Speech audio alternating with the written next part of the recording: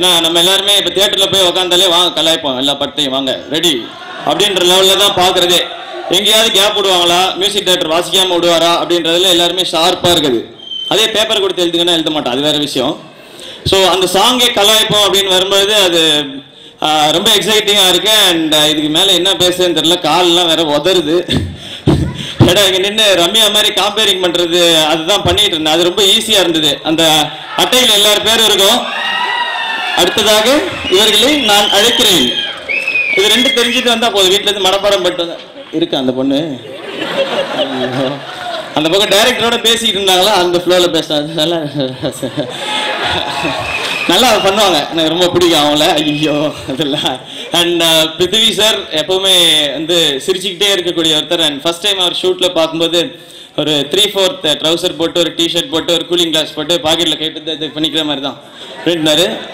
எங்கள் டைரக்டர் சொன்னார், அவர் தான் நான் ராஜா ப்ரொடியூசரா சார் டைரக்டர் அப்படின்னா. ஐயோ இவர் இவ்வளோ ஸ்மார்ட்டாக இருக்காரு, நக்குல் ரொம்ப கஷ்டப்படணும் அப்படின்னு நான் யோசித்தேன். ஷூட்டிங் ஸ்பாட்லாம் ரொம்ப கஷ்டமாக இருக்கும் அவருக்கு அப்படின்னு. உண்மையிலே இருந்துச்சு போல. இல்லை சார், இல்லை சூப்பராக இருந்துச்சா?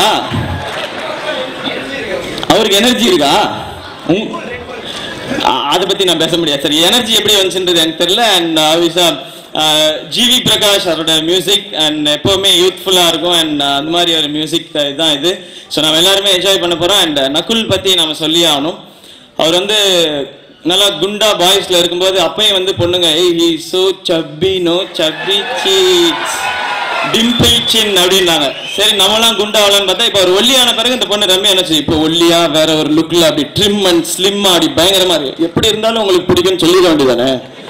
அதே ஆரம்பத்திலே அவர் வேற இன்னைக்கு அழகா கோட் சூட்லாம் போட்டு அந்த மாதிரி நல்லா வந்திருக்காரு. நாங்கெல்லாம் வந்தா என்னங்க ரிசப்ஷனுக்கு போறீங்களா அப்படின்னு கேட்டுருவாங்க எங்களை. நீ நல்லா வெள்ளையா அப்படி இருக்கிறதுனால உங்களுக்கு நல்லா இருக்கு. அண்ட் நான் முதல்ல என்னை மேடையில் கூப்பிடாதீங்க, ரொம்ப கஷ்டமா இருக்கும், என்ன பேசுன்னு தெரியல அப்படின்னு தான் சொன்னேன். இதை சொல்லிட்டு இவ்வளவு நேரம் பேசிட்டே அப்படின்ற மைண்ட் வாய்ஸ் எனக்கு புரியுது. ஏன்னா நமக்கு பின்னாடி ரோல உட்காந்துக்கிட்டு அங்க பாரு ஹீரோ பாரு ஹீரோயினோட பேசிக்கிட்டே இருக்காருல்ல, அங்க பாரு இந்த ஹீரோயின் பேசினா அந்த ஹீரோயினுக்கு கோவம் வருது.